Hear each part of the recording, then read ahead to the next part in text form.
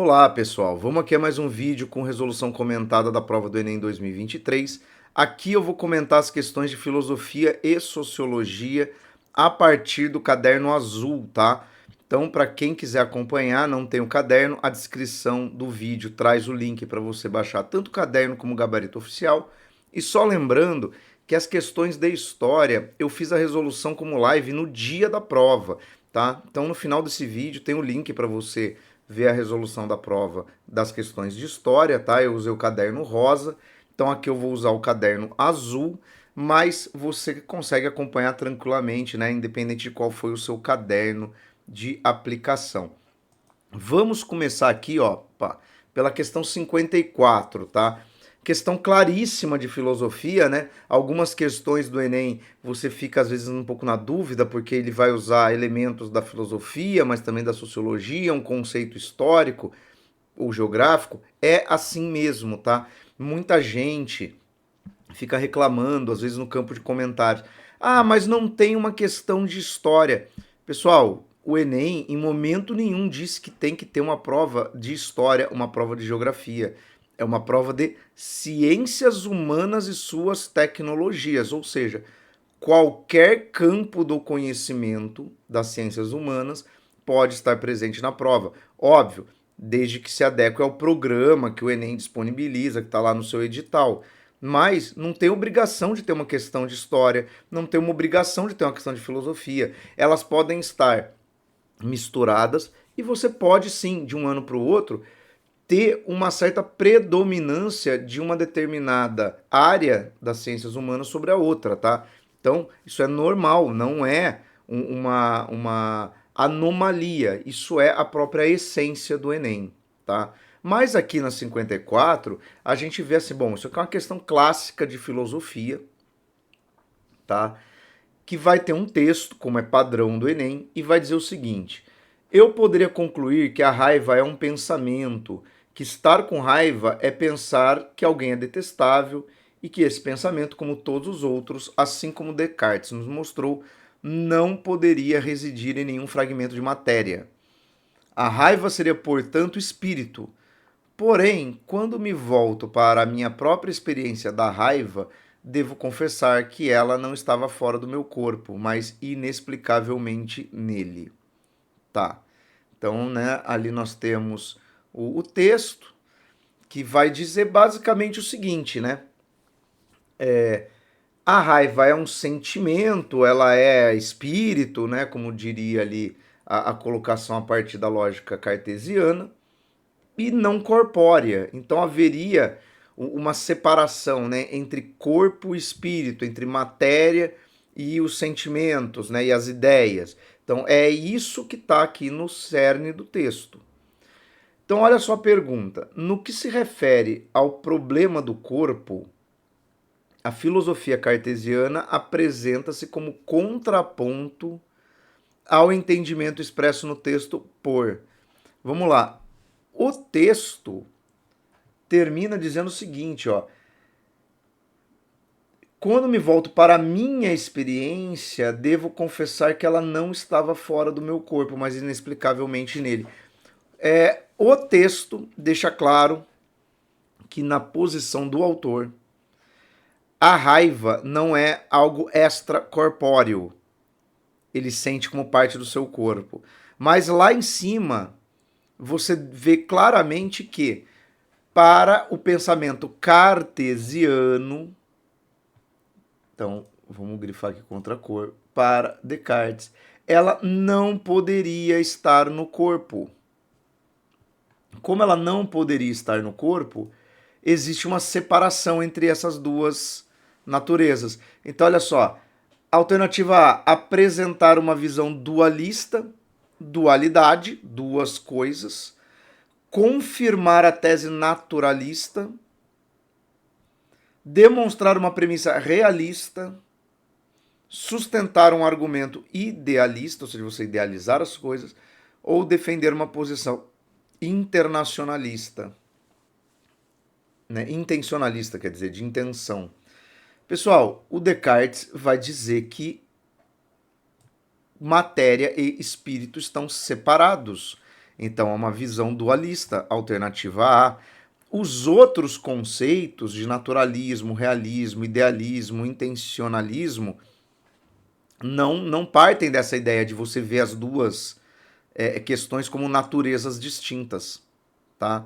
Então é por isso que é a alternativa A, tá? Uma questão até tranquila, tá? Mas é interessante aqui já para começar com ela. Na sequência, a gente tem que ir para 55 e 56, que tomam a página inteira, né? O Enem tem essa formatação por conta da charge aqui da questão 56. Então, olha só, questão 55 é uma questão de sociologia, né? Um clássico, né? Dialética do Esclarecimento, né? A obra do Adorno e do Horkheim. Então, assim, é impossível você ter tido aula de sociologia sem ter ouvido falar, né? Desses autores.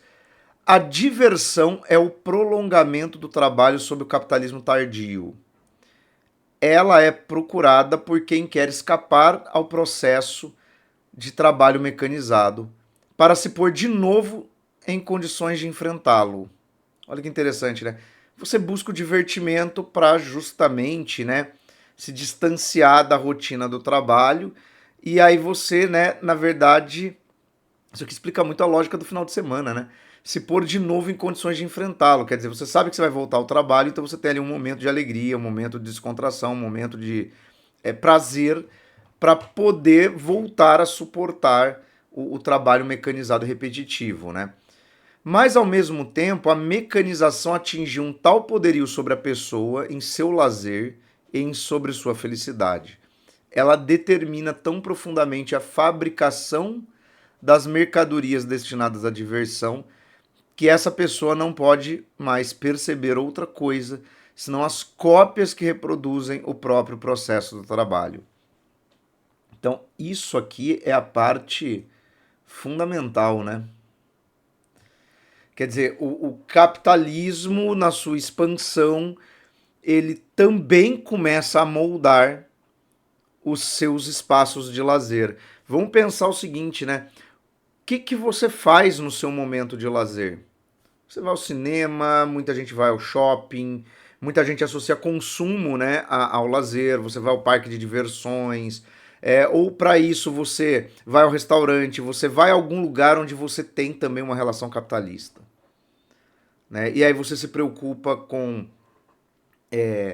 a roupa que você está vestido, o carro que você vai usar, você mobiliza todos os outros repertórios do capitalismo, você se preocupa onde você vai tirar férias, isso já implica em gastos, ou seja, existe obviamente uma estrutura capitalista que, né, se apropria dos espaços de lazer e de certa medida passa realmente a defini-los, na medida que o lazer passa a ser uma mercadoria ofertada, né? Então, olha só, no texto, o tempo livre é concebido como consumo de produtos culturais elaborados no mesmo sistema produtivo do capitalismo. Que é isso? É você ir assistir o filme da Marvel, é você ir no show da Taylor Swift, que são também formas de capitalismo, né? É tudo uma lógica de gerar no lazer também uma atividade capitalista. Vamos só ver as outras alternativas, mas aqui de cara já é a A. E inclusive, pessoal, é um clássico, né? Isso aqui é a coisa da indústria cultural, da sociedade de consumo, né? Então, assim, questão bem direta e óbvia também, né? A Adorno e Horkheimer aparecem com muita frequência nas provas do Enem. Olha só, B, forma de realizar as diversas potencialidades da natureza humana. Mas aí teria que ser algo que partisse do potencial do indivíduo e não intermediado por uma relação capitalista, tá? Alternativa para equilibrar as tensões psicológicas do dia a dia. A princípio é isso que ele fala no começo do texto, né? Mas aí você tem que ler o texto todo e entender aonde o autor quer chegar.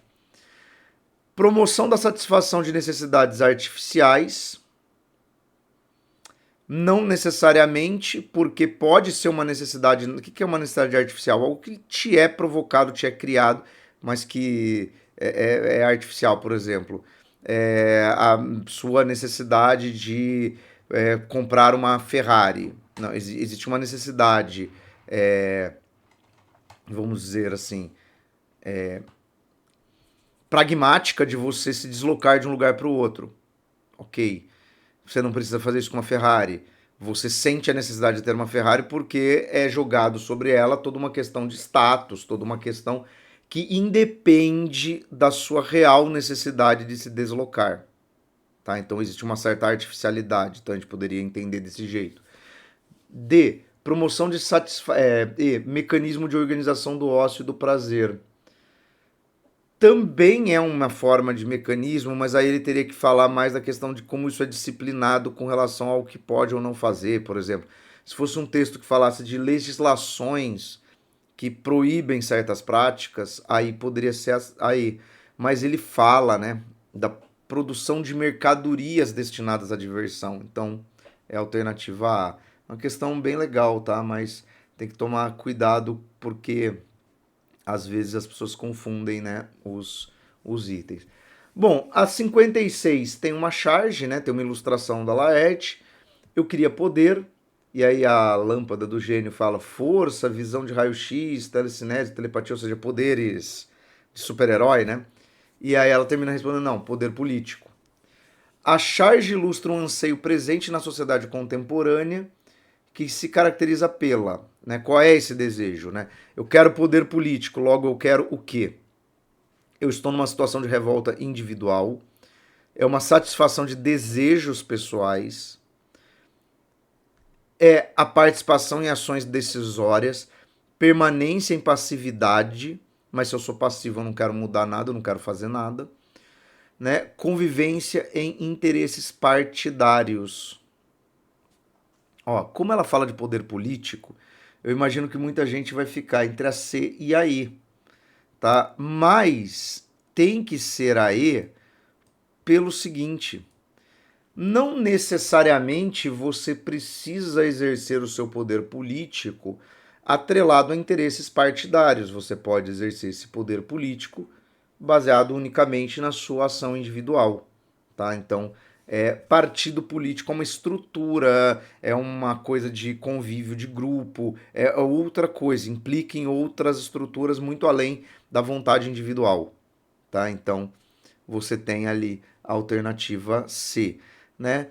Não é uma situação de revolta, porque aí mobilizaria também outro tipo de atitude, né? Satisfazer desejos pessoais poderia ser algo de outra natureza, né? Riqueza, prazer corpóreo, qualquer coisa, tá? E não é passiva também, né? Porque está desejando um poder político para quê? Para ter poder de decidir, de influenciar a sociedade. E a 57, ó, que encerra essa página que está na mesma, pegando as duas colunas, né? Ó, você tem aqui o texto do Paul Ricoeur, né? Quem se mete pelo caminho do pedido de perdão deve estar pronto a escutar a palavra de recusa. Entrar na atmosfera do perdão é aceitar, medir-se com a possibilidade sempre aberta do imponderável, do imperdoável. Perdão pedido não é perdão a que se tem direito. É com o preço dessas reservas que a grandeza do perdão se manifesta. Muito interessante esse texto, né? Porque é óbvio, né? Quando você pede perdão a alguém, está na mão desta outra pessoa conceder isso. Primeiro ponto, né? Quando você pede perdão a alguém, você está primeiro admitindo o seu erro, mas também conferindo ao outro o poder de aceitar ou não. As pessoas às vezes têm uma visão que é muito engraçada, né? É muito o tom desse texto aqui, né? Do Paul Ricoeur. A partir da hora que alguém pede perdão é falta de educação negar, né? Perdão. Por quê? E se for um ato imperdoável, né? Que é toda a questão, por exemplo, da reconciliação, né? De como lidar com traumas, de como lidar com tragédias, né? De coisas do gênero, né? Então, vamos parar para pensar em várias questões, né? Como é que você perdoa alguém que cometeu uma violência extrema, né? Contra você ou o grupo do qual você faz parte, né? Alguém acha que é admissível você exigir que vítimas de um genocídio perdoem seus algozes? Então, é sobre isso, né? Vítimas de tortura perdoem seus torturadores, né? Isso é bastante complicado, né? Então, ó, a reflexão sobre o perdão apresentada no texto encontra fundamento nas. Então, vamos lá. Qual é o cerne aí, qual é o centro, né, da ideia do Paul Ricoeur, né? Rejeição particular aparada pelo desejo de poder. Mas não é uma questão de desejo de poder aqui, né? Não é sobre isso que ele está falando. Decisão subjetiva determinada pela vontade divina. Mas esse perdão aqui do Ricoeur não é um perdão religioso. Não é sobre isso, né? Que ele está falando, né? Que também é uma outra questão complicada quando a gente usa o termo perdão, né? Porque também existe essa questão, né? Ah, eu pedi perdão, né, dentro da fé e, né, dentro da minha fé eu estou perdoado. Tá, só uma questão sua, individual de crença. Mas quando a gente está falando da interação entre pessoas, isso é bem diferente, né? E mesmo dentro das religiões, será que realmente tudo é perdoável? Fica aí o questionamento, né? Liberdade mitigada pela predestinação do espírito. De novo, ele não está falando de predestinação, porque se houvesse predestinação, não haveria o imponderável, né? Não haveria essa possibilidade de sim ou não. Escolhas humanas definidas pelo conhecimento empírico. Mas é algo empírico ou é uma decisão individual? Porque, por exemplo, eu e você podemos passar pela mesma experiência e um oferecer o perdão e o outro não. Não existe métrica para isso, não existe algo sensorial que determine isso, visível, observável, né? Isso é empírico. Então tem que ser aí, né? Relações interpessoais mediada pela autonomia dos indivíduos. Por quê? Porque o indivíduo tem a autonomia de pedir perdão e o outro de negar o perdão. São relações humanas, né? Não são relações de outra natureza. Então aqui na 57 alternativa aí. E aí, seguindo aqui, a gente vai ter que dar um salto para a questão 61. Deixa eu colocar ela aqui. Opa, é a outra coluna. Ó, essa aqui é bem legal. Fala sobre o mundo do trabalho. E, ó, aí que tá. Para o pessoal que fala, mas o Enem não pede um conhecimento direto e tal. Bom, uma das competências que o Enem elencou para as ciências humanas, pessoal, impacto das tecnologias sobre o mundo do trabalho, sobre as relações do trabalho. A gente pode fazer uma questão de história sobre Revolução Industrial, tá? A gente pode pegar uma questão, por exemplo, ir para o campo da geografia, falando de globalização, falando de territorialização da produção, tá? Você pode fazer uma questão filosófica, refletindo sobre a natureza e o impacto disso sobre a realidade das pessoas, sobre a interpretação, né, mais filosófica de processos. Você pode ir para o campo da sociologia, tá? Isso aqui é uma questão modelo Enem. Qual é a ciência humana que a gente vai acionar para cumprir este propósito? É indiferente, tá? Então olha só, por trás da mágica do Google Assistant e sua capacidade de interpretar 26 idiomas, está uma enorme equipe de linguísticas distribuídos globalmente, trabalhando como subcontratados que devem rotular tediosamente os dados de treinamento para que funcionem. Eles ganham baixos salários e são rotineiramente forçados a trabalhar horas extras não remuneradas. A inteligência artificial não funciona como um pozinho mágico. Ela funciona por meio de trabalhadores que treinam algoritmos incansavelmente até que eles automatizem seus próprios trabalhos. Olha que interessantíssimo isso, né? Isso aqui é aquele conceito, né, da uberização da vida, né, do trabalho. Quer dizer, você trabalha por um contrato temporário, sem garantia alguma. Então aqui tem várias questões.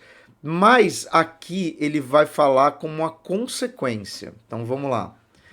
O texto critica a mudança tecnológica em razão da seguinte consequência: diversificação da função. Só que vamos lá, esses linguistas estão fazendo o quê? Traduções. Eles não estão fazendo uma função diferente. Não é um cara que faz multifunções. Então, não. B. Mobilidade da população. Não, ele não está falando dessa população se deslocar. Inclusive, por ser um trabalho remoto, isso permite que pessoas em vários lugares diferentes trabalhem para a mesma empresa, sem precisar ir até lá. Também não poderia ser mobilidade social, né, visto que eles ganham mal. Então, são pobres e continuarão pobres. C. Autonomia do empregado de jeito nenhum, porque ele é subordinado a uma empresa e ó, eles têm que trabalhar inclusive horas extras não remuneradas, né? Um trabalho repetitivo e tedioso, não tem autonomia. Concentração da produção. Aí também não, porque eles estão dispersos, né? Eles não estão concentrados. E é o E, né? Invisibilidade do profissional. Por quê? Porque é um trabalho realizado por uma pessoa, mas o público em geral acha que é uma mágica gerada pelo programa. A mágica. Funciona assim, é, é, né? Por um algoritmo. Tudo é isso. Ah, é o algoritmo. Galera, alguém tem que programar o algoritmo, tá? O Google Tradutor, ele não aprendeu línguas sozinho. Não é assim que funciona. Tá? Óbvio, ele é um mecanismo automatizado a partir de um conhecimento humano. Mas ele não existe sem o conhecimento humano que o programou, né? Muito legal essa questão, muito atual, né? Ó, inclusive, ó, ela foi produzida, ó, em 2021, porque olha que o acesso, né, para colher aqui o texto, né? Fora o tema, né, que não existiria em anos anteriores, né? Bom, vamos aqui na sequência para a questão 62, que fala da Coreia do Norte e Coreia do Sul. Essa aqui é a questão talvez mais misturada. É história, é geografia também, é sociologia. Ó, enormes alto-falantes sul-coreanos instalados na fronteira com o norte costumavam transmitir desde canções estilo K-pop, com o chamado pop sul-coreano, até boletins climáticos e noticiário crítico ao vizinho comunista. O norte costuma praticar atividade semelhante, transmitido por seus alto-falantes discursos críticos a Seul e aliados. Nossa, deve ser um inferno, né? Imagina você viver ali perto da fronteira, né? Deve ser um mix de carro do ovo passando com pregador do centro da cidade e aqueles carros de. é, Como é que é? Telemensagem que a galera manda para tentar reatar com a ex e só provoca mais constrangimento coletivo, né? Olha só, durante os anos 80, o governo sul-coreano construiu um mastro de 97 metros de altura para hastear sua bandeira no povoado de Dansong-dong, na fronteira norte. O norte respondeu com a construção de um mastro ainda mais alto, de 160 metros, na cidade fronteiriça de Gwangjong. Essas demonstrações são uma válvula de escape competitiva importante entre os dois lados de um possível conflito militar, diz o analista Antik Panda. Tá, aí tem lá, disputa de mastro e altos falantes com K-pop, as pequenas picuinhas do conflito entre as Coreias. Nossa, isso aqui daria também uma questão de freudianismo de botequim muito boa, né? Ó, os atos de competição citados têm suas origens históricas vinculadas a um contexto de A. Domínio cultural identitário de atores sociais. Mas é identitário isso aqui? Não, né? Disputas étnico-raciais de povos tradicionais. Bom, mas qual que seria a diferença étnico-racial entre um coreano do sul e um do norte? Divergências político-ideológicas de agentes estatais, porque quem está promovendo isso é o Estado. Né? Um comunista e o outro capitalista. Né? Imposição econômica financeira de empresas privadas, não, porque a Coreia do Norte não tem, teria como ser isso. Protesto ecológico sustentável de entidades ambientais, não, são governos. né? Então aqui, na verdade, ficaria muito fácil, porque só a C traz a ideia de ser uma ação governamental, né? Não é um ator social, não é um povo tradicional, não é uma empresa privada e não é uma entidade ambiental, né? Não é o Greenpeace fazendo essa baderna sonora e com bandeiras na fronteira, né? Bom, passando aqui para a questão 66, também uma questão até tranquila, né? Que traz lá um trecho do quarto de despejo, né? Ai, esqueci o C. Como é horrível ver um filho comer e perguntar, tem mais? Essa palavra tem mais fica oscilando dentro do cérebro de uma mãe que olha as panelas e não tem mais. Então, o primeiro texto está falando da fome, né? A experiência de ver o filho com fome na década de 50, descrita por Carolina, né, é vivida no Brasil de 2021. Então aqui é um complemento, né, a esse primeiro texto. Por uma moradora de Petrolina, Pernambuco. Eu trabalhava de ajudante de cabeleireira, mas a moça que tinha o salão fechou. Eu vinha me sustentando com o auxílio que tinha, mas agora não fui contemplada. Às vezes as pessoas me ajudam com alimentos para os meus filhos. De vez em quando eu acho um bico para fazer, mas é muito raro. Tem dias que não tenho nem o leite da minha bebê, né? Então tá lá, até o feijão nos esqueceu.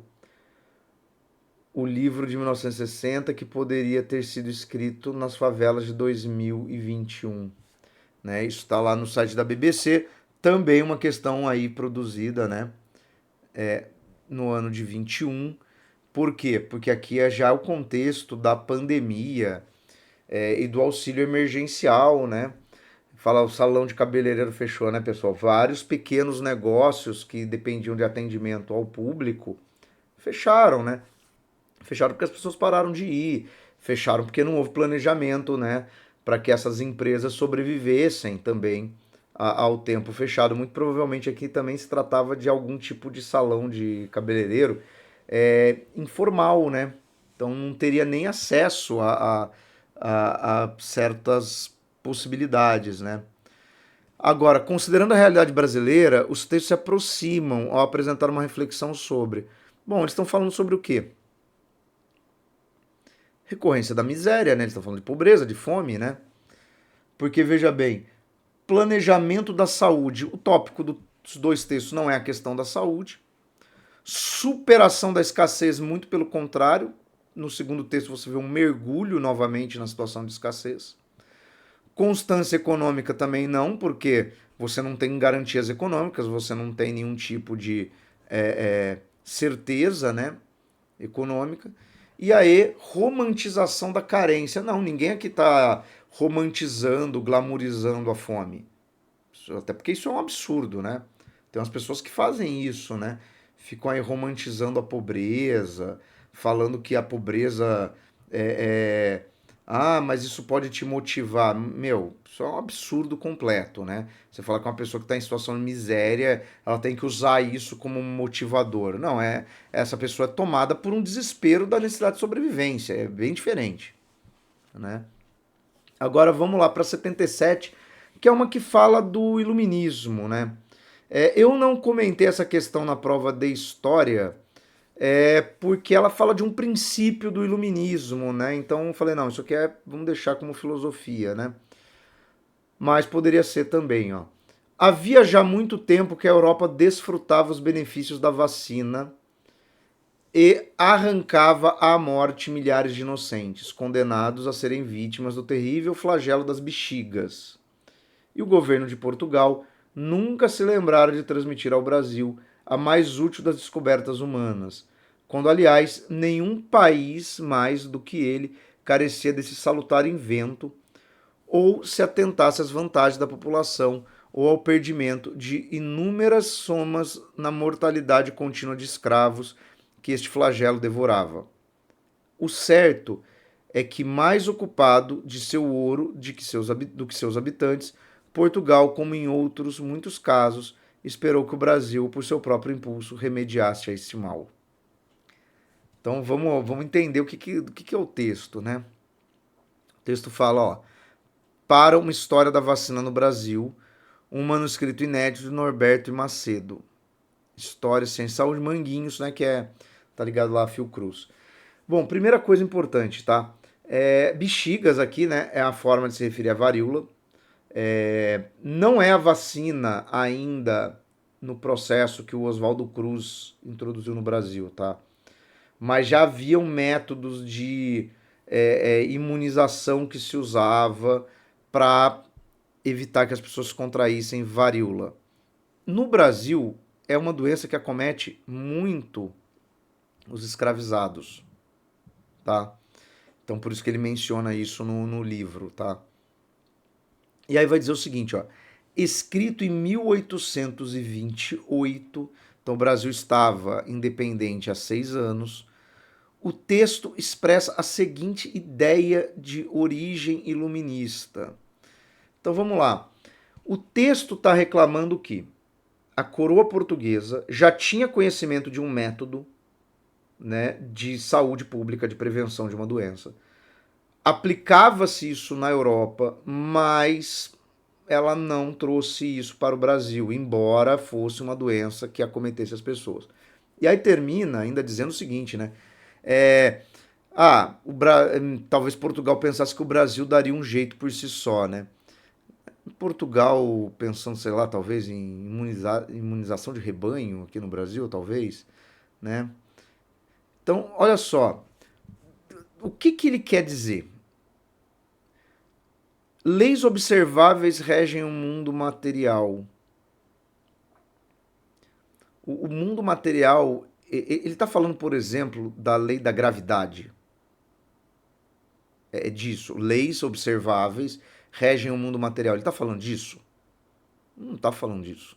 Ele não está falando de regras, leis da natureza que a gente pode observar e teorizar, né? Não. O monarca racional promove a sociedade justa. Ele está falando que o rei promove justiça?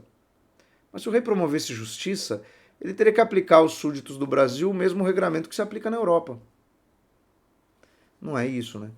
C. O direito natural justifica a liberdade dos homens. Mas não é uma crítica à escravidão, por exemplo. Ele menciona a escravidão ali, mas não é... O flagelo que ele fala ali é a doença, não é a escravidão em si, né? D. A produção da terra garante riqueza das nações. Só que isso é um princípio que está ligado lá ao pensamento econômico dos fisiocratas. Não é um princípio iluminista que está no texto aqui. E responsabilidade dos governantes assegura a saúde dos povos. Sim, mas da onde que isso sai do iluminismo? Vamos lá, direitos inalienáveis, pessoal. Direito à liberdade, direito à segurança e direito à vida. Direito à segurança é o direito de, por exemplo, não sofrer uma violência. Direito à vida é algo muito mais amplo.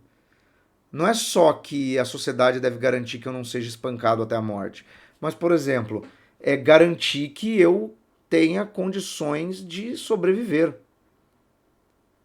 Isso dá para a gente expandir para o campo da saúde pública, da manutenção de condições mínimas de sobrevivência. Então, por exemplo, vamos voltar lá na questão sobre miséria, né, na questão anterior. Se a gente for pensar no princípio liberal iluminista da garantia do direito à vida, é dever da sociedade evitar que pessoas morram por fome, miséria, falta d'água, doenças tratáveis, condições precárias. Logo, é isso que está se falando aqui no texto. E é essa a interpretação dada aqui, que parte de um princípio iluminista, não de um comunismo. Tá? Por isso que países liberais, europeus, têm sistemas universalizados de saúde pública, porque parte deste princípio. Tá? Bom, questão 81, agora vamos para as últimas. Ó. Questão do Foucault, vigiar e punir, né? Um clássico também, né? Que vai dizer o seguinte, ó. A economia das ilegalidades se reestruturou com o desenvolvimento da sociedade capitalista. a ilegalidade dos bens foi separada da ilegalidade dos direitos. Então, né, você pode cometer um crime contra a propriedade, você pode cometer um tipo de crime contra direitos das pessoas, né? Isso é a especialização do direito, mas que serve a certos interesses, né? Divisão que corresponde a uma oposição de classes, pois de um lado a ilegalidade mais acessível às classes populares será a dos bens, transferência violenta das propriedades, roubar, né? De outro, a burguesia então se reservará a ilegalidade dos direitos, a possibilidade de desviar seus próprios regulamentos e suas próprias leis. E essa grande redistribuição das ilegalidades se traduzirá até por uma especialização dos circuitos judiciários para as ilegalidades de bens, para o roubo, tribunais ordinários e castigos, e para as ilegalidades de direitos, fraudes, evasões fiscais, operações comerciais irregulares, jurisdições especiais, com transações, acomodações, multas, etc. Ou seja, o que o Foucault está dizendo aqui é que, dentro da sociedade contemporânea, ao especializar o direito, a gente pegou duas formas de crime e separou. Então, por exemplo, quando alguém entra nas lojas americanas, pega um televisor e sai correndo, isso é um furto. Isso é tratado como um roubo, isso é tratado com prisão e punição, tá? Quando os gestores das lojas americanas desviam bilhões do balanço da empresa, isso não é considerado um furto, isso é considerado uma fraude. E aí todo o circuito jurídico pelo qual eles passam é outro. E normalmente ele resolve com uma multa e não com castigo físico. Olha que interessante para pegar um caso real, né? Qual é a diferença pensando na questão do desvio de patrimônio? Mas são coisas tratadas de forma diferente. Então, o que ele está falando aqui é o seguinte: ó, o texto apresenta uma relação de cálculo político-econômico que caracteriza o poder punitivo por meio da gestão das ilicitudes pelo sistema judicial. Sim, o sistema judicial ele vai fazer a gestão das ilicitudes. Olha, isso é roubo, isso é furto, isso é homicídio, isso é fraude. É que roubo e homicídio são coisas de natureza diferente, né? Mas o roubo e a fraude envolve patrimônio, envolve dinheiro, envolve lesar outro. Mas é gestado de forma diferente, né? Vamos ver. Aplicação das sanções pelo modelo equânime, mas aí eu teria que tratar as duas coisas da mesma forma, e não é isso. Supressão dos crimes pela penalização severa. Não, a penalização severa faz com que os crimes deixem de ocorrer. Isso não existe, embora seja uma das grandes fantasias das pessoas. Ah, tem que endurecer as leis. Aí você pergunta por quê? Ah, porque aí as pessoas não vão cometer crime. Não, você só vai puni-las com mais severidade. Você não vai evitar que elas cometam crime. Isso é um delírio, isso é uma fantasia. Regulamentação dos privilégios pela justiça social, não, porque ao tratar os crimes acessíveis aos mais pobres, que é o furto, é o roubo, com mais pena do que uma fraude que pressupõe uma posição de poder, você não está eliminando privilégios, você só está retrabalhando eles. Repartição de vantagens pela hierarquização cultural, mas não é pela hierarquização cultural. É por uma hierarquia social econômica, né? Então aqui no 81, alternativa A. Muito legal essa questão aqui do Foucault, né? Aí nós temos aqui a 86, né? E depois nós temos a questão 90, né? E aqui a gente tem um texto do Balzac. Olha só. Durante a Revolução Francesa, um certo padre, Niolan, escondeu-se no pequeno castelo de Les Carbas. Pagou amplamente a hospitalidade do velho fidalgo, ocupando-se da educação de sua filha, Anaís. A presença da mãe em nada modificou essa educação masculina, dada a uma jovem criatura já muito inclinada à independência em virtude da vida no campo. O padre transmitiu à aluna sua intrepidez de opiniões e sua facilidade de julgamento, sem pensar que essas qualidades, tão necessárias num homem, se tornariam defeitos numa mulher, destinada aos humildes afazeres de mãe de família. Embora o padre recomendasse continuamente à aluna ser tanto mais graciosa e modesta, quanto ao seu saber era mais extenso, a senhorita de Negrepilese ficou com excelente opinião de si mesma. Né? Balzac, Ilusões Perdidas. Bom, o que está acontecendo aqui no texto? No contexto da Revolução Francesa, você tem a situação do padre que vai se abrigar na casa de uma família e aí ele começa a transmitir para a menina uma educação que ele normalmente transmitiria a meninos. Então aqui você tem uma quebra, né, de expectativas ali associadas a gênero, né? Então vamos ver o que ele vai colocar aqui, né? O comportamento desenvolvido pela personagem evidencia uma postura pela personagem do texto. O que ele está fazendo? O que está acontecendo ali, né? Abandono de laços afetivos. Não, né? Não há uma ruptura da estrutura familiar, não há a construção, inclusive, de um laço com este padre. Então, não é. Negação da ideia de subjetividade.